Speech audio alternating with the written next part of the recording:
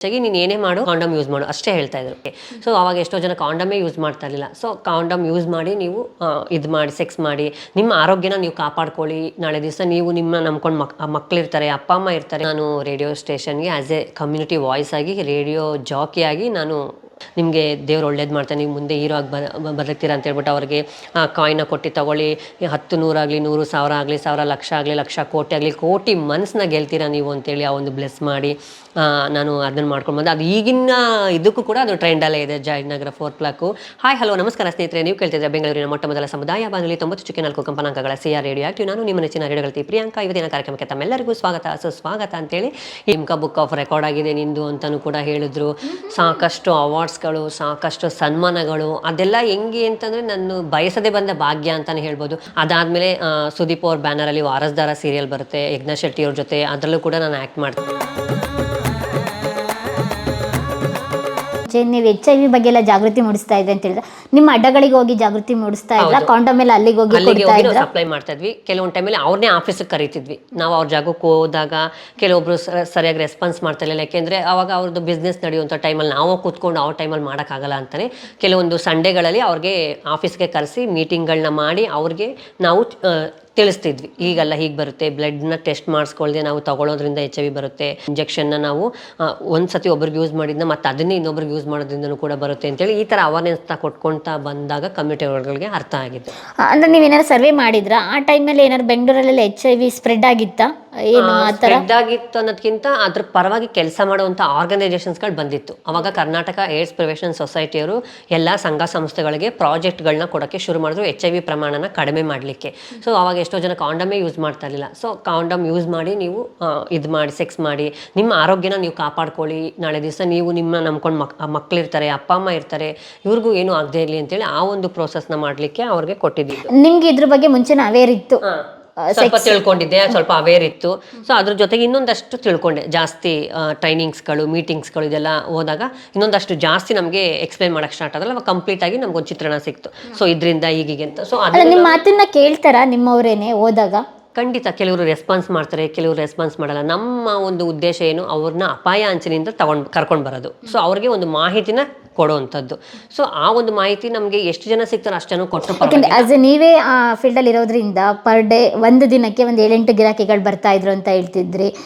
ಅದೇ ಏನು ಹೆಲ್ತ್ ಮೇಲೆ ಅದು ಪರಿಣಾಮ ಬೀರುತ್ತೆ. ಕೆಲವೊಬ್ಬರಿಗೆ ಅದ್ರ ಬಗ್ಗೆ ಅವೇರ್ ಇರಲ್ಲ. ನೀವು ಹೋದಾಗ ನಿಮ್ಮ ಅಮ್ಮಂದಿರಾಗಿರ್ಬೋದು, ಅಲ್ಲಿರುವಂಥ ಅಜ್ಜಿ ಇರ್ದಿರೋ ಕಾಂಡಮ್ ಬಗ್ಗೆ ಅವೇರ್ನೆಸ್ ಮೂಡಿಸ್ತಾರ ನಿಮ್ಗೆ? ಸೆಕ್ಸ್ ಮಾಡೋಕ್ಕಿಂತ ಮುಂಚೆ ಅವ್ರು ಮೂಡಿಸೋದಕ್ಕಿಂತ ಹೆಚ್ಚಾಗಿ ನೀನು ಏನೇ ಮಾಡು ಕಾಂಡಮ್ ಯೂಸ್ ಮಾಡು ಅಷ್ಟೇ ಹೇಳ್ತಾ ಇದ್ರು. ಅಂದ್ರೆ ಇದು ಏಡ್ಸ್ ಗಿಡ್ಸ್ ಅದೇನು ಹೇಳಲ್ಲ, ಬಟ್ ಇದು ಕಂಪಲ್ಸರಿ ಯೂಸ್ ಮಾಡ್ಬೇಕಮ್ಮ ಅಂತ ಒಂದಲ್ಲ 2 ಹಾಕೊಂಡು ಯೂಸ್ ಮಾಡಿ ಅಂತ ಹೇಳ್ಕೊಡೋರು. ಸೊ ಅದಷ್ಟೇ ನಾವು ತಿಳ್ಕೊಂಡ್ವಿ. ಸೊ ಅದಾದ್ಮೇಲೆ ಆರ್ಗನೈಸೇಷನ್ಸ್ಗಳಲ್ಲಿ ಬಂದಾಗ ಹೆಚ್ಚಿನದಾಗಿ ತಿಳ್ಕೊಂಡು ಅವ್ರಗಳಿಗೆ ನಾವು ಅವೇರ್ನೆಸ್ ಕ್ರಿಯೇಟ್ ಮಾಡೋಕ್ಕೆ ಶುರು ಮಾಡಿದ್ದು. ಸೊ ಅವಾಗ ಅವ್ರಿಗೂ ಅನಿಸಿದ್ದು, ಯಾಕೆಂದರೆ ಅಷ್ಟು ಮಧ್ಯದಲ್ಲಿ ಕೆಲವೊಂದು ಸಮುದಾಯದವರು ನಮ್ಮನ್ನು ಅಗಲಿದ್ರು ಆ ಒಂದು ಇದರಿಂದ. ಅವಾಗ ಅದನ್ನೆಲ್ಲ ಉದಾಹರಣೆಗಳನ್ನ ಕೊಟ್ಟು ಅವ್ರಿಗೆ ಅದೆಲ್ಲ ತೋರಿಸಿ, ನಾವು ಚಿಕ್ಕ ವಯಸ್ಸಲ್ಲಿ ಯಾಕೆ ನಿಮ್ಮ ಮೇಲೆ ಹಾಳು ಮಾಡ್ಕೋತೀರಾ, ಇದು ಮಾಡ್ತೀರಾ, ಇನ್ನೂ ಬಾಳಿ ಬದುಕೋ ವಯಸ್ಸು. ಸೊ ಅಂತೇಳಿ ಅವ್ರಿಗೆ ಅವೇರ್ನೆಸ್ ಕ್ರಿಯೇಟ್ ಮಾಡಿದ್ಮೇಲೆ ಅವ್ರು ಅದನ್ನು ಎಚ್ಚೆತ್ಕೊಂಡು ಅವ್ರಿಗೆ ಬರೋವಂಥವ್ರಿಗೆ ಹೇಳಿ ಹಾಗಾಗಿ ಎಲ್ಲ ಕಡೆನೂ ತಿಳಿಸ್ಕೊಡ್ತಾ ಇದ್ದಾರೆ. ಓಕೆ, ಇವಾಗ ನಿಮ್ಮ ಪ್ರೋಗ್ರಾಮ್ ಆನ್ ಏರ್ ಮಾಡೋಕ್ಕೆ ನೀವು ಹೋದ್ರಿ ಮಹಾರಾಣಿ ಕಾಲೇಜ್ಗೆ? ಹೋದೆ. ಸೊ ಅಲ್ಲಿ ನಮ್ಮ ಕಮ್ಯುನಿಟಿಯವರೆಲ್ಲ ಒಂದು 4-5 ಜನ ಕೂತ್ಕೊಂಡು ರೌಂಡಾಗಿ ಒಂದು ಟೀಮ್ ಮಾಡಿಕೊಂಡು ಯಾವ ಪ್ರೋಗ್ರಾಮ್ ಕೊಡೋಣ ಅಂತ ಹೇಳಿ ಇದು ಮಾಡಿದ್ರು. ಸೊ ಆವಾಗ ಒಬ್ಬರು ಡ್ರಾಮಾ ಕೊಡೋಣ, ರೇಡಿಯೋ ಡ್ರಾಮಾ, ಸಮಾಜಕ್ಕೆ ಒಂದು ಪ್ರಶ್ನೆ ಅಂತ ಹೇಳಿ. ಸೊ ಅದರೊಳಗೆ ಒಂದು ಸೆಕ್ಸ್ ವರ್ಕರ್ ಮಹಿಳೆ ಆಗಿರ್ಬೋದು, ನಾವು ಕಮ್ಯುನಿಟಿಯವರಾಗಿರ್ಬೋದು, ಮತ್ತು ಅಂಧರಾಗಿರ್ಬೋದು, ಹ್ಯಾಂಡಿಕ್ಯಾಪ್ ಆಗಿರ್ಬೋದು, ಆ ಥರದ ಒಂದು 7-8 ಜನ ಕೂತ್ಕೊಂಡು ಸೊಸೈಟಿಗೆ ಒಂದು ಪ್ರಶ್ನೆ ಥರ. ಸೊ ಅವ್ರಿಗೆ ಏನು ಪ್ರಾಬ್ಲಮ್ಗಳಾಗ್ತದೆ, ಫೇಸ್ ಮಾಡ್ತಾ ಇದ್ದಾರೆ ಅನ್ನೋದ್ರ ಬಗ್ಗೆ ಡ್ರಾಮಾ ಮಾಡಿದ್ವಿ. ಸೊ ಅದಾದಮೇಲೆ ಒಂದು ಇಂಟರ್ವ್ಯೂ ಕೊಡಿ ಅಂತ ನನ್ನನ್ನು ಕೇಳಿದ್ರು. ಯಾಕೆಂದರೆ ನಾನು ಚೆನ್ನಾಗಿ ಮಾತಾಡ್ತಾ ಇದ್ದೆ, ಸ್ವಲ್ಪ ಆ್ಯಕ್ಟಿವ್ ಆಗಿ ನಾನು ಇನ್ವಾಲ್ವ್ ಆಗ್ತಾ ಇದ್ದಿದ್ದು ನೋಡ್ಬಿಟ್ಟು ನಿಮ್ದೊಂದು ಸ್ಟೋರಿ ಕೊಡಿ ಅಂತ. ನಾನು ನಂದೇನು ಸ್ಟೋರಿ ಕೊಡ್ಬೇಕು, ನಂದೇನಿದೆ ಅಂತ. ಸೊ ನೀವು ಕಮ್ಯುನಿಟಿಗೆ ಹೇಗೆ ಬಂದ್ರಿ, ಹೆಂಗೆ ಬಂದ್ರಿ, ಯಾವ ಥರ ಇದು ಮಾಡಿದ್ರಿ ಅನ್ನೋದೊಂದು ಲೈಫ್ ಸ್ಟೋರಿ ಕೊಡಿ ಅಂತ ಅಂದರು. ಸೊ ಅದಾದಮೇಲೆ ನಾನು ನನ್ನ ಲೈಫ್ ಸ್ಟೋರಿನ ಕೊಟ್ಟೆ. ಯಾವ FM? 90.4 FM ಅಲ್ಲಿ ನಾನು ಅದೊಂದನ್ನ ಕೊಟ್ಟೆ. ಸೊ ಅದಾದಮೇಲೆ ಆ ಒಂದು ಪ್ರೋಗ್ರಾಮ್ಸ್ನ ಟೆಲಿಕಾಸ್ಟ್ ಮಾಡಿದ್ದಾರೆ. ಸೊ ಟೆಲಿಕಾಸ್ಟ್ ಮಾಡಿದ್ಮೇಲೆ ನಾನು ಮಾತಾಡೋದೆಲ್ಲ ನೋಡಿಬಿಟ್ಟು ತುಂಬ ಚೆನ್ನಾಗಿ ಆ್ಯಕ್ಟಿವ್ ಆಗಿ ಮಾತಾಡಿದ್ದಾರೆ, ಯಾವುದೇ ಭಯ ಇಲ್ಲದೆ, ಒಂದು ಇದಿಲ್ಲದೆ. ಸೊ ಯಾಕೆ ನಾವು ಇವ್ರನ್ನ ಒಂದು ನಮ್ಮ ರೇಡಿಯೋಗೆ RJ ಆಗಿ ತೊಗೋಬಾರ್ದು ಅಂತೇಳಿ ಆ ಟೀಮ್ ಅವರೆಲ್ಲ ಕೂತ್ಕೊಂಡು ಡಿಸೈಡ್ ಮಾಡಿ. ಯಾಕೆಂದರೆ ಹೆಚ್ಚಿನದಾಗಿ ಸಮುದಾಯದ ಇಶ್ಯೂಸ್ಗಳನ್ನ ಸಮುದಾಯದವರಿಂದನೇ ತಿಳ್ಕೊಂಡ್ರೆ ಬೆಟರ್. ಕಾಮನ್ ಪೀಪಲ್ನ ಹೋಗಿ ನಾವು ತೊಗೊಂಡು ಅವ್ರ ಕಡೆಯಿಂದ ಮಾಡೋದು ಅದು ಅಷ್ಟು ಮಟ್ಟಿಗೆ ರೀಚ್ ಆಗಲ್ಲ. ಮತ್ತೆ ಅಷ್ಟು ಓಪನ್ ಅಪ್ ಆಗಲ್ಲ. ಸೊ ಹಾಗಾಗಿ ಏನು ಮಾಡಿದ್ರು, ಯಾಕೆ ಈ ಥರ ಸಮುದಾಯದವ್ರಿಗೆ ನಾವು ಒಂದು ಅವಕಾಶನ ಕೊಡಬಾರ್ದು, ಈ ಒಂದು ಕಮ್ಯುನಿಟಿಯವ್ರ ವಿಷಯಗಳನ್ನ ಥ್ರೂ ರೇಡಿಯೋ ಮುಖಾಂತರ, ಅದರಲ್ಲೂ ಕಾರ್ಯಕ್ರಮ ಮುಖಾಂತರ ಜನಗಳಿಗೆ ತಿಳಿಸುವಂಥದ್ದನ್ನ ನಾವು ಯಾಕೆ ಮಾಡಬಾರ್ದು ಅಂತೇಳಿ ಅವ್ರು ನಮ್ಮ ಸಂಸ್ಥೆಗೆ ಒಂದು ಮೇಲನ್ನು ಕಳಿಸಿದ್ರು. ಸೊ ಆವಾಗ ನಮ್ಮ ಸಂಸ್ಥೆಯವರು, ನಮ್ಮ ಇವರೆಲ್ಲ ಸೇರಿ ಇದಕ್ಕೆ ಸರಿಯಾದ ಪರ್ಸನ್ ಯಾರು ಅಂತ ಚರ್ಚೆ ಮಾಡಿ ಸೊ ನನ್ನನ್ನು ಕಳಿಸಿದ್ರು. ಓಕೆ, ಅಲ್ಲಿಂದ ಮತ್ತೆ ಹೊಸ ಜೀವನ RJ ಪ್ರಿಯಾಂಕಾ. ಸೊ ಮೇ 10ನೇ ತಾರೀಕು 2010 ನಾನು ರೇಡಿಯೋ ಸ್ಟೇಷನ್ಗೆ ಆ್ಯಸ್ ಎ ಕಮ್ಯುನಿಟಿ ವಾಯ್ಸ್ ಆಗಿ, ರೇಡಿಯೋ ಜಾಕಿ ಆಗಿ ನಾನು ಆ ಒಂದು ಇದಕ್ಕೆ ಹೋಗಿದ್ದು. ಹೇಗೆ ನಿಮ್ಮ ಇಂಟ್ರೋ ಹೇಗಿರುತ್ತೆ ನಿಮ್ಮ ರೇಡಿಯೋದಲ್ಲಿ ಸ್ಟಾರ್ಟಿಂಗ್? ಹೇಗಿರುತ್ತೆ ಅಂತಂದರೆ, ಇವಾಗ ಸ್ಟಾರ್ಟಿಂಗು ನಾವು ನನ್ನ ಪ್ರೋಗ್ರಾಮೇ ಕಮ್ಯುನಿಟಿ ಅವ್ರದ್ದೇ ತಿಳಿಸ್ಬೇಕಾಗಿತ್ತು. ಅದಕ್ಕಿಂತ ಮುಂಚೆ ಈಗ ಆರ್ಜೆಗಳದ್ದೇ ಅದರದ್ದೇ ಒಂದು ಟಾಕ್ ಥರ ಇರುತ್ತೆ. ಸೊ ಅದನ್ನು ಹೇಗೆ ಏನು ಎತ್ತ ಅಂತ ಬೇರೆ ಬೇರೆಯವ್ರು ಮಾಡಿರೋದೆಲ್ಲ ಕೇಳಿಸ್ಕೊಂಡೆ ಒಂದು ಸತಿ ನಾನು. ಸೊ ಯಾವ ಥರ ಅವರು ಅನೌನ್ಸ್ಮೆಂಟ್ ಮಾಡ್ತಾರೆ, ಯಾವ ಥರ ಸೈನ್ ಔಟ್ ಕೊಡ್ತಾರೆ, ಹೆಂಗೆ ಏನು ಎತ್ತ ಅಂತ ಕೇಳಿಸ್ಕೊಂಡೆ. ಸೊ ಅವರು ಅವರದೇ ಆದಂಥ ಸ್ಟೈಲಲ್ಲಿ, ಅವ್ರದ್ದೇ ಆದಂಥ ರೀತಿಯಲ್ಲಿ ಅವರು ಕೊಡೋಕ್ಕೆ ಶುರು ಮಾಡಿದ್ರು. ಸೊ ನಾನು ಇದ್ಕೊಂಡು ಏನು ಮಾಡಿದೆ, ಯಾಕೆ ನಾನು ಇವ್ರದನ್ನ ಇದು ಮಾಡಬೇಕು, ನನ್ನದೇ ಆದಂಥ ಒಂದೇನಾದರೂ ಸ್ಟೈಲ್ ಆಗಲಿ, ಒಂದೇನಾದರೂ ಒಂದು ಇದಾಗಲಿ ಶುರು ಮಾಡೋಣ ಅಂತೇಳಿ. ಸೊ ನಾನೇನು ಮಾಡಿದೆ, ನನ್ನದೇ ಆದಂಥ ಶೈಲಿಯಲ್ಲಿ ಅನೌನ್ಸ್ಮೆಂಟ್ನ ಕೊಡೋದಕ್ಕೆ ಶುರು ಮಾಡಿದೆ. ಹೇಗಿತ್ತು ನಿಮ್ಮ ಅನೌನ್ಸ್ಮೆಂಟು? ನಿಮ್ಮ ಶೈಲಿ ಹೇಗಿತ್ತು ಅಂತ ಅಂದರೆ, ನಾನು ಅದನ್ನು ಶುರು ಮಾಡಿದಾಗ ನಮ್ಮ ಮೇಡಮ್ ಏನು ಎಕ್ಸ್ಪ್ರೆಸ್ ಥರ ಹೋಗ್ತಾ ಇದೆ, ಎಕ್ಸ್ಪ್ರೆಸ್ ರೈಲ್ ಥರ ಹೇಳ್ತಾ ಇದೆಯಾ ಹಂಗೆ ಹಿಂಗೆ ಅಂದರು. ಸೊ ಅದೇ ಒಂದು ಟ್ರೆಂಡ್ನ ಕ್ರಿಯೇಟ್ ಮಾಡಿದೆ. ಸೊ ನಾನು ಕಾರ್ಯಕ್ರಮ ಶುರು ಮಾಡೋದಕ್ಕೆ ಮುಂಚೆ ಯಾವ ರೀತಿ ಅನೌನ್ಸ್ಮೆಂಟ್ ಮಾಡ್ತೀನಿ ಅಂದರೆ, ಹಾಯ್ ಹಲೋ ನಮಸ್ಕಾರ ಸ್ನೇಹಿತರೆ, ನೀವು ಕೇಳ್ತಿದ್ರೆ ಬೆಂಗಳೂರಿನ ಮೊಟ್ಟ ಮೊದಲ ಸಮುದಾಯ ಬಾನುಲಿ 90.4 ಕಂಪನಾಂಕಗಳ CR ರೇಡಿಯೋ ಆಕ್ಟಿವ್. ನಾನು ನಿಮ್ಮ ನೆಚ್ಚಿನ ರೇಡಿಯೋಗಳತಿ ಪ್ರಿಯಾಂಕಾ. ಇವತ್ತಿನ ಕಾರ್ಯಕ್ರಮಕ್ಕೆ ತಮ್ಮೆಲ್ಲರಿಗೂ ಸುಸ್ವಾಗತ ಅಂತೇಳಿ ಈ ಥರ ಶುರುನ ನಾನು ಮಾಡಿದೆ ನನ್ನ ಒಂದು ಜರ್ನಿಯಲ್ಲಿ. ಪಟ್ಪಟ ಅಂತ ಮಾತಾಡ್ಬಿಟ್ರಿ ಇವಾಗಲೂ ಅಷ್ಟೇನೆ. ಸೊ ಅದೇ ನಮ್ಮ ಮೇಡಮು, ತುಂಬ ಚೆನ್ನಾಗಿ ಮಾತಾಡ್ತೀಯ, ತುಂಬ ಫಾಸ್ಟಾಗೂ ಮಾತಾಡ್ತೀಯ, ಚೆನ್ನಾಗಿದೆ, ಇದನ್ನೇ ನಿಂದೇ ಆದಂಥ ಒಂದು ಸ್ಟೈಲ್ನ ಟ್ರೆಂಡ್ನ ಕ್ರಿಯೇಟ್ ಮಾಡು ಅಂತ ಹೇಳಿದ್ರು. ಸೊ ಸುಮಾರು ಒಂದು 50ರಿಂದ ಒಂದು 60-70 ಲೈವ್ ಸ್ಟೋರೀಸ್ಗಳನ್ನ ನಾನು ರೇಡಿಯೋದಲ್ಲಿ ಟೆಲಿಕಾಸ್ಟ್ ಮಾಡಿದೆ. ನಮ್ಮ ಕಮ್ಯುನಿಟಿ ಅವ್ರು, ಯಾಕೆಂದರೆ ಅಷ್ಟು ಜನಕ್ಕೆ ಗೊತ್ತಿರಲಿಲ್ಲ ಸಮುದಾಯದವ್ರು ಹೇಗೆ ಬರ್ತಾರೆ, ಹೆಂಗೆ ಅವ್ರಿಗೆ ಫೀಲಿಂಗ್ಸ್ ಬರುತ್ತೆ, ಯಾವ ರೀತಿ ಮನೆಯಿಂದ ಹೊರಗಡೆಗೆ ಬರ್ತಾರೆ ಅವರು ಅನ್ನೋದು ಗೊತ್ತಿರಲಿಲ್ಲ. ಸೊ ಎಲ್ಲಿ ಟೆಲಿಕಾಸ್ಟ್ ಆಗುತ್ತೆ? ಅದು ರೇಡಿಯೋ ಸ್ಟೇಷನಲ್ಲೇ ಟೆಲಿಕಾಸ್ಟ್ ಆಗುತ್ತೆ. 90.4 ಅಂತ ಅದು ನಮ್ಮದು FM ಫ್ರೀಕ್ವೆನ್ಸಿ. ಸೊ 15 ಕಿಲೋಮೀಟರ್ ಅದು ರೀಚ್ ಆಗೋದು, ಬೆಂಗಳೂರು. ಸೊ ಅದ್ರ ಮುಖಾಂತರ ನಾನು ರೇಡಿಯೋ ಕಾರ್ಯಕ್ರಮಗಳ ಶುರು ಮಾಡಿದೆ. ಎಲ್ಲಿದೆ ಆಫೀಸು? ಅದು ಬಂದು ಮಹಾರಾಣಿ ಕಾಲೇಜ್ ಆಪೋಸಿಟ್ ಇತ್ತು, ಏಟ್ರಿಯಾ ಹೋಟ್ಲ್ ಹತ್ರ. ಸೊ ಇವಾಗ ಅದು ಆಫೀಸ್ ಬಂದು ಲಾಲ್ಬಾಗ್ ರೋಡ್ಗೆ ಶಿಫ್ಟ್ ಆಗಿದೆ, ಈಗ ಒಂದು 3 years ಬ್ಯಾಕ್. ಅದರಲ್ಲಿ ರೇಡಿಯೋದಲ್ಲಿ ಬೇರೆ ಬೇರೆ ಪ್ರೋಗ್ರಾಮು ಬರುತ್ತಾ? ನಮ್ಮ ಸಮುದಾಯದಲ್ಲೇ ಬೇರೆ ಬೇರೆ ಕಾರ್ಯಕ್ರಮಗಳು ಬರುತ್ತೆ. ಸೊ ಆ ಥರ ನಾನು ಕಾರ್ಯಕ್ರಮಗಳನ್ನ ಮಾಡಿದಾಗ ಫೀಡ್ಬ್ಯಾಕ್ ಕೊಡೋಕ್ಕೆ ಕಾಲ್ ಮಾಡೋರು. ಸೊ ನಾವು ಕಾರ್ಯಕ್ರಮದ ಲಾಸ್ಟಲ್ಲಿ ನಿಮ್ಮ ಅನಿಸಿಕೆ ಅಭಿಪ್ರಾಯನ ತಿಳಿಸ್ಬೇಕಂದ್ರೆ ಈ ಒಂದು ದೂರವಾಣಿ ಸಂಖ್ಯೆಗೆ ಕರೆ ಮಾಡಿ ಅಂತೇಳಿ ನಂಬರ್ ಕೊಡ್ತಾ ಇದ್ವಿ. ಸೊ ಕಾರ್ಯಕ್ರಮ ಕೇಳಿದವರು ನಂಬರು ಕಾಲ್ ಮಾಡಿ ಮಾತಾಡೋದು. ಇವಾಗ ತಾನೇ ನಾವು ಪ್ರಿಯಾಂಕಾ ಅವ್ರದ್ದು ಕಾರ್ಯಕ್ರಮ ಕೇಳಿದ್ವಿ. ಸೊ ಅವ್ರ ಸಮುದಾಯದವ್ರ ಬಗ್ಗೆ ಅವರು ರೆಪ್ರೆಸೆಂಟೇಟಿವ್ ಮಾಡ್ತಾ ಇರೋದು, ಅವ್ರ ಸಮುದಾಯದ ಜೀವನದ ಬಗ್ಗೆ ತಿಳಿಸ್ಕೊಡುವಂಥ ರೀತಿ ಆಗಿರ್ಬೋದು, ತುಂಬ ಚೆನ್ನಾಗಿದೆ. ಒಳ್ಳೊಳ್ಳೆ ಕಾರ್ಯಕ್ರಮಗಳನ್ನ ಮಾಡ್ತಾರೆ. ನಮಗೆ ಈ ಮುಖಾಂತರ ತಿಳ್ಕೊಳ್ಳೋಕೆ ಟ್ರೈ ಮಾಡಿರೋದು, HIV ಅವ್ರದ್ದಾಗಿರ್ಬೋದು, ಚಿಲ್ಡ್ರನ್ಸ್ದಾಗಿರ್ಬೋದು, ಈ ಒಂದು ರೇಡಿಯೋ ಮುಖಾಂತರ ನಮಗೆ ತಿಳ್ಕೆ ಒಳ್ಳೆ ಪ್ರಯತ್ನ ಮಾಡ್ತಿದ್ರೆ ಚೆನ್ನಾಗಿದೆ, ಆಲ್ ದ ಬೆಸ್ಟ್ ಅಂತ ಹೇಳೋರು. ಕೆಲವರು ಇನ್ನೊಂದು ಸ್ವಲ್ಪ ನೀವು ಸಾಫ್ಟಾಗಿ ಮಾತಾಡಿ ಅಂತ ಹೇಳೋರು, ಯಾಕೆಂದರೆ ನನ್ನ ವಾಯ್ಸ್ ಅವಾಗ ಇನ್ನೂ ಸ್ವಲ್ಪ ಹಾರ್ಡಾಗಿತ್ತು. ಸೊ ಅವಾಗ ಹಂಗೆ ಹೇಳೋರು, ಸ್ವಲ್ಪ ವಾಯ್ಸ್ನ ಮಾಡ್ಯುಲೇಷನ್ ಮಾಡ್ಕೊಂಡು ಮಾಡಿದೆ, ಇನ್ನೂ ಚೆನ್ನಾಗಿ ನೀವು ಆಡಿಯನ್ಸ್ನ ರೀಚ್ ಮಾಡ್ಬೋದು, ಲಿಸ್ನರ್ಸ್ನ ಕ್ಯಾಚ್ ಮಾಡ್ಬೋದು ಅಂತ ಹೇಳಿದ್ರು. ಸೊ ಅವಾಗಿಂದ ನಾನು ನನ್ನ ವಾಯ್ಸ್ ಮಾಡ್ಯುಲೇಷನ್ ಆಗಿರ್ಬೋದು, ಯಾವ್ಯಾವ ಸಂದರ್ಭಕ್ಕೆ ಯಾವ್ಯಾವ ಥರ ವಾಯ್ಸ್ನ ನಾನು ಮಾತಾಡಿದ್ರೆ ಚೆನ್ನಾಗಿರುತ್ತೆ, ಕೇಳೋರಿಗೆ ಎಷ್ಟು ಇಂಪಾಗಿರುತ್ತೆ ಅಂತೇಳಿ ಕಲ್ತ್ಕೊಂಡು ಅದೇ ರೀತಿಯಾದಂಥ ಪ್ರೋಗ್ರಾಮ್ಸ್ಗಳನ್ನ ಮಾಡ್ಕೊಳ್ತಾ ಹೋದೆ. ಸೊ ತುಂಬ ಖುಷಿ ಆಯಿತು. ಸೊ ಸಾಕಷ್ಟು ಮೀಡಿಯಾಗಳಾಗಿರ್ಬೋದು, ಸಾಕಷ್ಟು ಪೇಪರ್ನವರು, ಪ್ರಿಂಟ್ ಮೀಡಿಯಾದವರೆಲ್ಲ ಕವರ್ ಮಾಡೋಕ್ಕೆ ಸ್ಟಾರ್ಟ್ ಆದರು. ಫಸ್ಟ್ ಟೈಮ್ ಮೀಡಿಯಾದಲ್ಲಿ ಬಂದಿದ್ದು ಯಾವಾಗ? ಹೌದು, ನಾನು ಫಸ್ಟು ನಿಮ್ಮ ಆರ್ಟಿಕಲ್ ಆಗಿರ್ಬೋದು, ನಿಮ್ಮ ಇಂಟರ್ವ್ಯೂ. ನನ್ನ ಆರ್ಟಿಕಲ್ ಬಂದಿದ್ದು ಶ್ರೀರಾಮ್ ಸೇನೆಯವರು ಪಬ್ಗಳ ಮೇಲೆ ದಾಳಿ ಮಾಡಿದ್ರು ಅಂತೇಳಿ MG ರೋಡಲ್ಲಿ ಒಂದು ಪ್ರೊಟೆಸ್ಟನ್ನು ಮಾಡಿದ್ವಿ. ಸೊ ಅದು ನನ್ನ ಫಸ್ಟು ಓಪನ್ ಅಪ್ ಆಗಿ ನಾನು ಪೇಪರಲ್ಲಿ ಕಾಣಿಸ್ಕೊಂಡಿದ್ದು. 2009 ನಾನು ಫಸ್ಟು ಇದಾಗಿದ್ದು. ಅದಾದ್ಮೇಲೆ ರೇಡಿಯೋ ಸ್ಟೇಷನ್ಗೆ ಬಂದಮೇಲೆ ಸಾಕಷ್ಟು ಪಬ್ಲಿಸಿಟಿ ಆಯಿತು, ಈ ಥರ ಟ್ರಾನ್ಸ್ಜೆಂಡರ್ RJ ಆಗಿದ್ದಾರೆ ಅಂತೇಳಿ.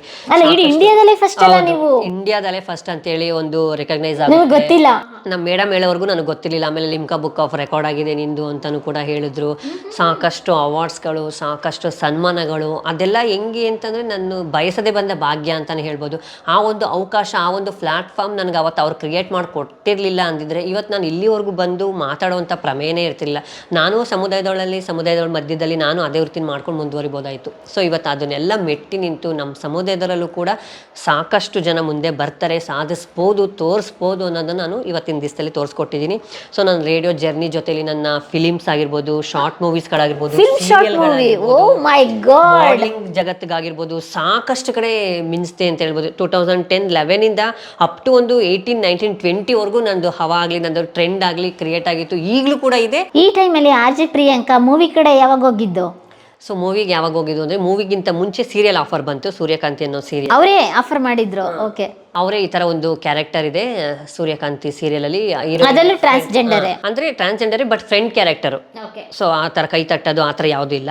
ಸೊ ಒಂದು ಹೀರೋಯಿನ್ ಹಳ್ಳಿಯಿಂದ ಸಿಟಿಗೆ ಬರ್ತಾಳೆ. ಸಿಟಿಗೆ ಬಂದಾಗ ಒಂದಷ್ಟು ಜನ ಕೈ ಸಿಗಾಕೊಳ್ಳೋಕ್ಕೂ ಮುಂಚೆ ಅವಳು ನಮ್ಮ ಕೈಗೆ ಸಿಗ್ತಾಳೆ. ಸೊ ನಾವು ಅವಳನ್ನ ಟೀಚ್ ಮಾಡಿ ಒಂದು ನಾವು ಇರೋಂಥ ಜಾಗಕ್ಕೆ ಅವಳನ್ನ ಕರ್ಕೊಂಡೋಗಿ ಅವಳನ್ನ ಒಂದು ದಡ ಮುಟ್ಸೋ ಥರ ಒಂದು ಫ್ರೆಂಡ್ಲಿ ಕ್ಯಾರೆಕ್ಟರ್ ಬಂತು. ಸೊ ಅದು ಮುಗಿಸ್ದೆ. ಅದಾದಮೇಲೆ ನನಗೆ ಡಾಲಿ ಧನಂಜಯ್ ಅವ್ರ ಜೊತೆ ಜಯನಗರ 4th ಬ್ಲಾಕ್ ಅನ್ನೋ ಒಂದು ಕಿರುಚಿತ್ರದಲ್ಲಿ ಮಾಡೋದಕ್ಕೆ ಅವಕಾಶ ಬಂತು. ಸೊ ಅದು ಹುಡ್ಕೊಂಡು ಬಂತು. ಸೊ ಆ ಒಂದು ಮೂವಿಲೂ ಕೂಡ ನಾನು ಮಾಡಿದೆ. ಸೊ ಅದರೆಲ್ಲ ಏನಂದ್ರು ಅಂದರೆ ಅವರು ಕೈ ತಟ್ಕೊಂಡು ಕಾಸು ಕೇಳಬೇಕು ಅಂತ ಅಂದರು. ನಾನಂದ್ರೆ ಆ ಥರ ಎಲ್ಲ ಮಾಡೋಕ್ಕಾಗಲ್ಲ ಸರ್, ಇವಾಗ ನಾನೊಂದು ಕೆಲಸ ಮಾಡ್ತಾಯಿದ್ದೀನಿ. ಸೊ ನೋಡ್ದೆ ಇವ್ರಿಗೆ ಎಷ್ಟೇ ಕೆಲಸ ಕೊಟ್ಟು ಇದು ಮಾಡಿದ್ರೆ ಇವ್ರು ಬುದ್ಧಿ ಬಿಡಲ್ಲ, ಇವ್ರು ಇದನ್ನ ಇದು ಮಾಡ್ತಾರೆ ಅಂತ ಅದನ್ನೇ ಒಂದು ಮೈಂಡ್ ಸೆಟ್ ತಂದು ಅದೇ ಒಂದು ಟ್ರೆಂಡ್ ಮಾಡಿಬಿಡ್ತಾರೆ ಅಂತ ಹೇಳಿಲ್ಲ. ಇಲ್ಲ ಮೇಡಮ್, ನಮ್ಮವ್ರನ್ನೇ ಒಂದು 2-3 ಜನ ಕೂರಿಸಿರ್ತೀವಿ, ಸುಮ್ಮನೆ ನೀವು ಹಂಗೆ ಕೇಳ್ಕೊಂಡು ಅವ್ರ ಹತ್ರಕ್ಕೆ ಬನ್ನಿ ಅಂತ ಹೇಳೋ ಒಂದು ಸೀನ್ ಇದೆ ಅಂತಂದ್ರು. ಸರಿ ಆಯಿತು ಅಂತೇಳಿ ಒಪ್ಕೊಂಡು ಅವ್ರ ಜೊತೆ ಡಾಲಿ ಧನಂಜಯ್ ಅವ್ರ ಜೊತೆ ಮಾಡಿದೆ. ಅವಾಗ ಅವ್ರು ಡಾಲಿ ಆಗಿರಲಿಲ್ಲ, ಬರೀ ಧನಂಜಯ್ ಅಷ್ಟೇ ಆಗಿದ್ದು. ಸೊ ಅವ್ರ ಜೊತೆ ನಾನು ಶೇರ್ ಮಾಡಿದೆ. ನನಗೂ ಗೊತ್ತಿರಲಿಲ್ಲ ಅವರು ಇವತ್ತಿನ ದಿವಸದಲ್ಲಿ ಇಷ್ಟು ದೊಡ್ಡ ಸ್ಟಾರ್ ಆಗ್ತಾರೆ ಅಂತ. ಸೊ ಅವಾಗ ನಾನು ಅವ್ರ ಜೊತೆ ಮಾತಾಡಿ ನಿಮ್ಗೊಂದು ಒಳ್ಳೆ ಭವಿಷ್ಯ ಇದೆ, ನಿಮಗೆ ದೇವ್ರು ಒಳ್ಳೇದು ಮಾಡ್ತಾರೆ, ನೀವು ಮುಂದೆ ಹೀರೋ ಆಗಿ ಬರುತ್ತೀರ ಅಂತ ಹೇಳ್ಬಿಟ್ಟು ಅವ್ರಿಗೆ ಕಾಯಿನ ಕೊಟ್ಟು ತಗೊಳ್ಳಿ, 10 100 ಆಗಲಿ 100 1000 ಆಗಲಿ 1000 ಲಕ್ಷ ಆಗಲಿ ಲಕ್ಷ ಕೋಟಿ ಆಗಲಿ ಕೋಟಿ ಮನಸ್ಸನ್ನ ಗೆಲ್ತೀರಾ ನೀವು ಅಂತೇಳಿ ಆ ಒಂದು ಬ್ಲೆಸ್ ಮಾಡಿ ನಾನು ಅದನ್ನು ಮಾಡ್ಕೊಂಡು ಬಂದೆ. ಅದು ಈಗಿನ ಇದಕ್ಕೂ ಕೂಡ ಅದು ಟ್ರೆಂಡಲ್ಲೇ ಇದೆ. ಜಯನಗರ 4th ಬ್ಲಾಕು ಆದಲ್ಲ ಆಡುವಂಥ ಡೈಲಾಗು, ನಾನು ರಾಜ ನೀನು, ಆ ಒಂದೆಲ್ಲ ಈಗಲೂ ಕೂಡ ನೆನೆಸ್ಕೋತಾರೆ ಫ್ರೆಂಡ್ಸ್ ಆಗಿರ್ಬೋದು. ಇಲ್ಲ ಹೋದಾಗ ಏನಮ್ಮ ನಿಂದು ಫುಲ್ಲು ಹವಾ ಆಗ್ಬಿಟ್ಟಿದೆ ನಿಂದೆ ಹಂಗೆ ಅಂತೆಲ್ಲ ತುಂಬ ಖುಷಿ ಆಗುತ್ತೆ. ಅಲ್ಲ ನಿಮ್ಮ ಆ ಥರ ಆಶೀರ್ವಾದ ಮಾಡಕ್ಕೆ ನಿಮಗೆ ದುಡ್ಡು ಕೊಟ್ಟು ಕರೆಸ್ತಾರಲ್ಲ? ಹೌದು, ಕರೆಸ್ತಾರೆ. ಬಟ್ ಆ ಥರ ಕರೆಸೋದ್ರಿಂದ ಅವರೇ ನ್ಯಾಚುರಲ್ ಆಗಿ ಅವರಾಗಿ ಹೇಳಿದ್ರೆ ಒಳ್ಳೇದಾಗೋದು. ಅದಾದಮೇಲೆ ಸುದೀಪ್ ಅವ್ರ ಬ್ಯಾನರಲ್ಲಿ ವಾರಸ್ದಾರ ಸೀರಿಯಲ್ ಬರುತ್ತೆ, ಯಜ್ಞ ಶೆಟ್ಟಿ ಅವ್ರ ಜೊತೆ, ಅದರಲ್ಲೂ ಕೂಡ ನಾನು ಆ್ಯಕ್ಟ್ ಮಾಡ್ತೀನಿ. ಓ, ಎಲ್ಲ ಫುಲ್ ಟಾಪ್ ನೀವು. ಹೌದು. ಅದಾದಮೇಲೆ ಗುಬ್ಬಿ ಮರಿ ಅನ್ನೋ ಒಂದು ಮೂವಿ ಬರುತ್ತೆ. ಅದಲ್ಲೇ ಏನ್ ಕ್ಯಾರೆಕ್ಟರ್ ಮಾಡಿದ್ರಿ ವಾರಸ್ದಾರದಲ್ಲಿ ಬಂದು ಈ ಯಜ್ಞ ಶೆಟ್ಟಿ ಅವರ ಅತ್ತೆಗೆ ಗಂಡು ಮಗು ಅನ್ನೋ ಒಂದು ಹುಚ್ಚಿರುತ್ತೆ, ಮನೆಗೆ ವಾರಸ್ದಾರ ಬೇಕು ಅಂತ. ಇವಳು ಹೆಣ್ಣು ಎತ್ಕೊಂಡ್ಬಿಟ್ಟಿರ್ತಾಳೆ. ಸೊ ಅದನ್ನ ಹೈಡ್ ಮಾಡಿರ್ತಾಳೆ ಭವಾನಿ ಅನ್ನೋ ಒಂದು ಕ್ಯಾರೆಕ್ಟರಲ್ಲಿ. ಅದರೊಳಗಡೆ ನಾವು ಮಗುಗೆ ಆಶೀರ್ವಾದ ಮಾಡೋಕ್ಕೆ ಅಂತ ಅವ್ರ ಮನೆಗೆ ಹೋಗ್ತೀವಿ. ಅವ್ರ ಮಾವ ಅದನ್ನ ತಿಳ್ಕೊಳ್ಳೋದಕ್ಕೆ ಕ್ಯೂರಿಯಾಸಿಟಿ ಮಾಡ್ತಾ ಇರ್ತಾನೆ. ಸೊ ಮಗುನ ನೀವು ನೋಡೋಗಿಲ್ಲ, ನಾವು ನೋಡಬೇಕು ಮಗು ಏನು ಅಂತ. ಅವಾಗ ಅವಳು ನಮ್ಮ ಹತ್ರ ಕೇಳ್ಕೊತಾಳೆ, ಈ ಥರ ಹೇಳ್ಬೇಡಿ ಹಂಗೆ ಅಂತ. ಸೊ ಅವಾಗ ನಾವು ಹೇಳ್ತೀವಿ ಇದನ್ನು ವಾರಸ್ದಾರನೇ ಬಂದವನೇ ನಿಮ್ಮ ಮನೆಗೆ ಅಂತೇಳಿ ಅವ್ರಿಗೆ ಬ್ಲೆಸ್ ಮಾಡೋದು. ಅವ್ರ ಜೊತೆ ಆ ಒಂದು ಕ್ಯಾರೆಕ್ಟರಲ್ಲಿ ಮಾಡಿದೆ. ಅದು ಕೂಡ ತುಂಬ ಹಿಟ್ ಆಯಿತು. ಎಷ್ಟು ದಿನ ಶೂಟಿಂಗ್ ನಡೀತು? ಚಿಕ್ಕಮಂಗ್ಳೂರಲ್ಲಿ ನಡೆದಿದ್ದು. ಅದು ಸುಮಾರು ಒಂದು ವಾರ, ಒಂದು 10-12 ದಿವಸ ನಡೀತು. ಹೇಗಿತ್ತು ಸಿನಿಮಾ ಸೀರಿಯಲ್ ಪ್ರಪಂಚ ಶೂಟಿಂಗ್ ಸೆಟ್ ಅನ್ನೋದಕ್ಕಿಂತ ಹೆಚ್ಚಾಗಿ ನಾವು ಒಂದು 1/2 an hour ಕೂತ್ಕೊಂಡು ನೋಡೋದಕ್ಕೂ ನಾವೇ ಹೋಗಲ್ಲಿ ಆ್ಯಕ್ಟ್ ಮಾಡೋದಕ್ಕೂ ತುಂಬ ವ್ಯತ್ಯಾಸ ಇದೆ. ಕೆಲವೊಂದು ಡೈಲಾಗ್ಸ್ಗಳು, ಕೆಲವೊಂದು ಸೀನು, ಕೆಲವೊಂದು ಲುಕ್ಕು, ಕೆಲವೊಂದು ಇದು ತುಂಬಾ ಕಷ್ಟ. ಆ್ಯಕ್ಟಿಂಗ್ ಅನ್ನೋದು ಅಷ್ಟು ಸುಲಭ ಅಲ್ಲ, ತುಂಬ ಕಷ್ಟ. ಸೊ ಅದರಲ್ಲಿ ನಾವು ಏಕೆಂದರೆ ನಮಗೆ ನಿರಂತರವಾಗಿ ಆ್ಯಕ್ಟಿಂಗ್ ಫೀಲ್ಡಲ್ಲಿ ಚಾನ್ಸ್ ಸಿಕ್ಕಿದ್ರೆ ಈಗಿನವ್ರು ಏನು ಮಾಡೋದು, ಅವ್ರಿಗಿಂತ ನಾವು ಚೆನ್ನಾಗಿ ಮಾಡಿ ತೋರಿಸ್ಬೋದು. ಬಟ್ ನಮ್ಗೆ ಅವಕಾಶಗಳು ಎಲ್ಲೂ ಇಲ್ಲ. ಸೊ ನಮ್ಗೆ ಏನು ಕ್ಯಾರೆಕ್ಟರ್ ಇದೆ ಅದಷ್ಟೇ ಮಾಡಬೇಕಲ್ವಾ. ಸೊ ನಮ್ಮ ಪಾತ್ರ ಏನು ಕೊಟ್ಟಿರ್ತಾರೆ ಅದಕ್ಕಷ್ಟೇ ನಾವು ಜೀವ ತುಂಬಿ ಮಾಡ್ಬಿಟ್ಟು ಬಂದಿರ್ತೀವಿ. ಸೊ ಅದಾಯಿತು. ಅದಾದಮೇಲೆ ಗಟ್ಟಿಮೇಳದಲ್ಲಿ ರಿಸೆಪ್ಷನಿಸ್ಟ್ ಆಗಿ ಒಂದು ಸೀನ್ ಸಿಗುತ್ತೆ, ಅದನ್ನು ಮಾಡಿದೆ. ನೀನಾದಿನ ಸೀರಿಯಲ್ ಸ್ಟಾರ್ ಸುವರ್ಣದಲ್ಲಿ ಬರುತ್ತೆ. ಸೊ ಅದರೊಳಗಡೆ ಮಾಡ್ತೀನಿ. ಸೊ ಅದಾದಮೇಲೆ ಗುಬ್ಬಿ ಮರಿ ಅನ್ನೋ ಒಂದು ಮೇನ್ ಮೂವಿಲಿ ಮಾಡ್ತೀನಿ. ಆಮೇಲೆ ದ ಕಲರ್ ಆಫ್ ಟೊಮೆಟೊ ಆಗಿರ್ಬೋದು, 6-7 ಶಾರ್ಟ್ ಮೂವೀಸ್ ಆಗಿರ್ಬೋದು. ಸೊ ಆಮೇಲೆ ಮಾಡ್ಲಿಂಗ್ಸ್ ಆಗಿರ್ಬೋದು, ಆ್ಯಡ್ ಆಗಿರ್ಬೋದು. ಗೌರ್ಮೆಂಟ್ಗೆ ಮನಸ್ವಿನಿ ಯೋಜನೆಗೆ 500 ರೂಪಾಯಿ ಪೆನ್ಷನ್ ಸಿಗ್ತಾಯಿತ್ತು ವಿಧವೆಯರಿಗೆ, ಅದಕ್ಕೆ ಆ್ಯಡ್ ಇದಾಗ್ತೀನಿ. ಸೊ ಅದಾದಮೇಲೆ ಗೌರ್ಮೆಂಟ್ ಪ್ರಾಜೆಕ್ಟ್ಗಳಿಗೆ ಸುಮಾರು ಶೂಟ್ಸ್ಗೆ ಅವ್ರಿಗೆ ಇದಾಗ್ತೀನಿ. ಇಷ್ಟೆಲ್ಲ ಅದೆಲ್ಲ ನನಗೆ ಬಯಸದೆ ಬಂದ ಭಾಗ್ಯ. ಅದೆಲ್ಲ ನನಗೆ ಬಂದಂಥ ಅವಕಾಶಗಳನ್ನ ನಾನು ಮಿಸ್ ಮಾಡದೆ ಯುಟಿಲೈಸ್ ಮಾಡ್ಕೊಂಡಿರೋದು. ಪ್ರಿಯ ವೀಕ್ಷಕರೇ, ನಾವು ತೋರಿಸುತ್ತಿರುವ ಇತಿಹಾಸದ ಕಥೆಗಳು ಕನ್ನಡದ ಕಲೆ, ಸಾಹಿತ್ಯ, ಸಂಸ್ಕೃತಿ, ಜನಜೀವನ, ಇತಿಹಾಸ ಸೃಷ್ಟಿಸಿದ ಜನಸಾಮಾನ್ಯರ ಅಸಾಮಾನ್ಯ ಕಥೆಗಳು ನಿಮಗೆ ಇಷ್ಟ ಆಗಿದ್ಯಾ? ಹಾಗಿದ್ರೆ ವಿಡಿಯೋ ನೋಡಿ ಸುಮ್ಮನಾಗ್ಬೇಡಿ, ಶೇರ್ ಮಾಡಿ, ಸಪೋರ್ಟ್ ಮಾಡಿ, ನಮ್ಮೊಂದಿಗೆ ಜೊತೆಯಾಗಿ. ಇದು ನೀವೇ ಬೆಳೆಸಿದ ನಿಮ್ಮ ನೆಚ್ಚಿನ ಡಿಜಿಟಲ್ ಮಾಧ್ಯಮ. ಇನ್ಮುಂದೆ ನಿಮಗಾಗಿ ಇನ್ನಷ್ಟು ವಿನೂತನ ಶೈಲಿಯಲ್ಲಿ ಬರಲಿದೆ. ನೈತಿಕ ಬೆಂಬಲದ ಜೊತೆಗೆ ಆರ್ಥಿಕ ಬೆಂಬಲ ನೀಡಿ. ನಿಮ್ಮ ಬೆಂಬಲವೇ ನಮಗೆ ಪ್ರೇರಣೆ, ಸ್ಫೂರ್ತಿ ಕೂಡ. ನಿಮ್ಮ ಬೆಂಬಲದೊಂದಿಗೆ ನಮ್ಮ ಪಯಣ ಮುಂದುವರಿಯುತ್ತಿದೆ. ಸಾಮಾಜಿಕ ಬದಲಾವಣೆಗೆ ಜೊತೆಯಾಗಿ ನಮ್ಮ ಮುಂದಿನ ಪೀಳಿಗೆಗೆ ಕರ್ನಾಟಕದ ಇತಿಹಾಸ ಉಳಿಸೋಣ.